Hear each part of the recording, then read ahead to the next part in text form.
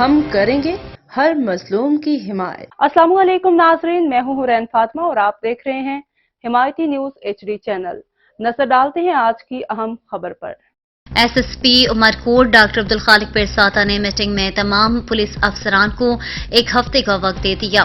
انہوں نے سختی سے تمام پولیس افسران کو احکامات دیے کہ خیر و عافیت سے الیکشن ہو جانے کے بعد تمام پولیس افسران دوبارہ سے نارکوٹکس گٹکا آرگنائز کرائم، سوشل کرائم، جرائم و جرائم پیشہ افراد، اشتہاری اور روپوش ملزمان کے خلاف ایکشن میں آ جائیں۔ کوتاہی کی صورت میں محکمانہ کارروائی کی جائے گی۔ علاوہ ازیں تمام اہم عوامی مقامات، سرکاری دفاتر اور عبادت گاہوں کی سیکیورٹی کو مربوط رکھیں۔ گٹکا، مین پوری و ماوا کے خلاف شہروں میں کیبنز اور پان شاپ کی چیکنگ کریں، باقاعدگی سے مؤثر اسنیپ چیکنگ کریں، آن روڈ رہیں، شہروں کے انٹر ایگزٹ پوائنٹس پر چیکنگ اور پیکٹنگ کو بڑھائیں۔